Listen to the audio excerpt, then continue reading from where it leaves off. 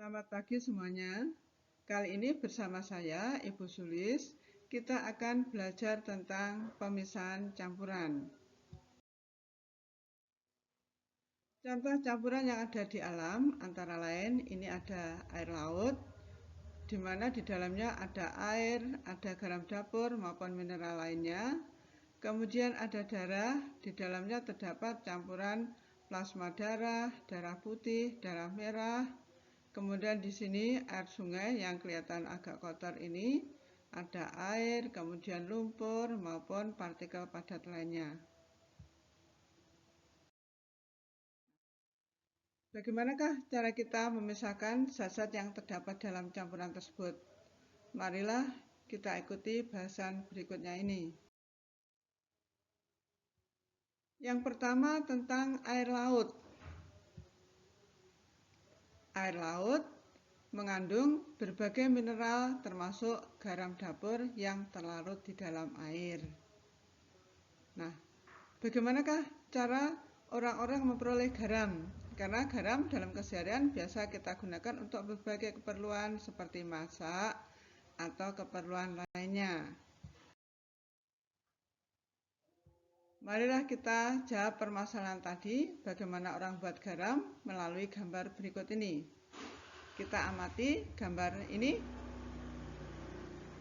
Apakah yang dapat kita jelaskan dari gambar ini tentang seseorang, dia berada di tambak garam?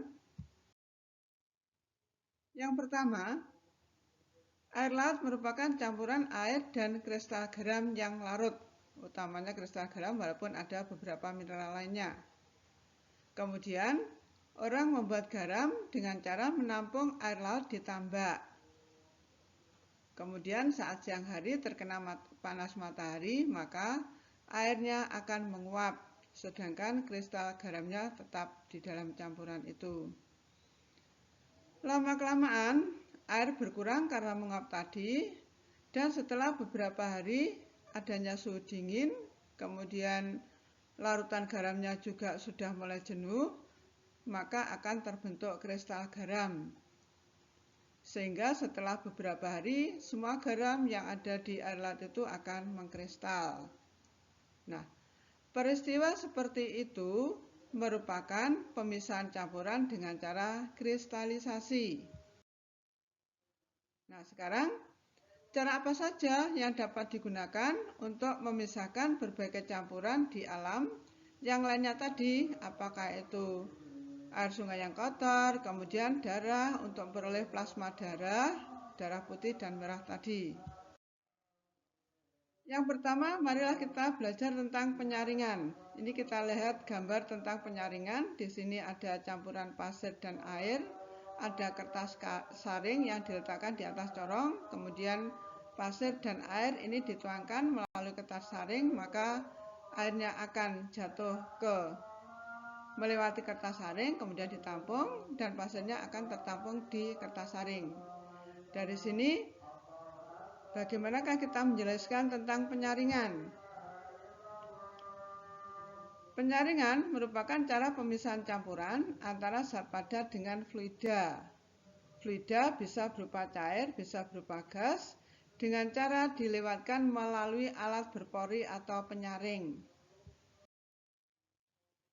Penggunaan penyaringan ada beberapa. Yang pertama, misalnya penyaringan larutan gula dari pasir atau serabut gula yang tercampur dalam gula pasir. Kemudian kalau misalnya kita membuat teh tubruk itu, penyaringan air teh dari ampasnya atau dari daun teh. Pada kendaraan-kendaraan itu ada filter udara yang digunakan untuk penyaringan debu dari udara yang masuk ruang pembakaran. Penjernihan air dari air yang kotor, dan sebagainya. Kita lanjutkan pemisahan campuran yang berikutnya yaitu destilasi. Pada gambar ini kita lihat peralatan untuk destilasi, ada labu pemanas, kemudian ada pemanas. Labu pemanas ini diberi lubang yang dihubungkan dengan pendingin atau kondensor, sehingga pada saat Ini contohnya larutan garam dapur dipanaskan, maka nanti air akan menguap lebih dulu karena air mempunyai titik didih lebih rendah daripada garam dapur. Setelah dia menguap, uapnya akan melewati kondensor sebagai pendingin ini. Dari uap tersebut karena melalui pendingin maka dia akan menetes. Kemudian tetesannya ini ditampung. Nah, dari proses ini apa yang dimaksud dengan destilasi? Destilasi merupakan cara pemisahan campuran yang didasarkan pada perbedaan titik didih. Campuran dimasukkan ke labu pemanas atau bejana kemudian dipanaskan. Zat yang titik didihnya lebih rendah akan menguap. Uap dialirkan melalui pipa atau selang dan didinginkan melalui kondensor ini. Maka uap akan mencair dan ditampung dalam gelas atau bejana yang disediakan di sini. Penggunaan destilasi antara lain yang pertama, misalnya memisahkan alkohol yang tercampur dengan air. Alkohol ini titik didihnya lebih rendah daripada air, maka pada saat pemanasan nanti alkohol yang menguap. Memisahkan fraksi-fraksi minyak bumi, LPG, bensin, solar, karena pada minyak bumi ini terdapat berbagai macam campuran ini tadi. Zat yang titik didihnya lebih rendah maka akan menguap terlebih dahulu. Dalam hal ini LPG. Kemudian berikutnya bensin, kerosin, dan seterusnya. Karena pada minyak bumi itu terdiri dari beberapa zat, maka sering disebut sebagai destilasi bertingkat itu dan sebagainya. Bisa kalian cari contoh-contoh yang lainnya. Kemudian pemisahan berikutnya adalah sublimasi. Kalian sudah pernah mengenal istilah menyublim. Menyublim yaitu perubahan zat dari padat langsung menjadi gas pada saat dipanaskan. Pada kondisi ini sebagai contoh campuran antara kapur barus dengan pasir. Kapur barus itu dapat menyublim, sedangkan pasir tidak. Maka pada saat dipanaskan, kapur barus ini akan menyublim lebih dulu karena di atasnya bejana ini ada tutup yang berisi es. Karena pendingingan, maka kapur barus yang menguap tadi akan mengkristal pada tutup di sini. Dari sini maka sublimasi bisa dijelaskan merupakan cara pemisahan campuran padat yang didasarkan pada salah satu zat dapat menyublim. Campuran dimasukkan ke dalam bejana yang ditutup, kemudian dipanaskan dan di atas tutup diberi butiran es. Zat yang mudah menyublim akan menyublim dan uap yang dihasilkan akan mengenai tutup dan akan langsung mengkristal. Dari sini maka penggunaan sublimasi antara lain adalah memisahkan yodium dari campuran yodium dengan pasir. Yodium ini sifatnya sama halnya dengan kapur barus yaitu dapat menyublim.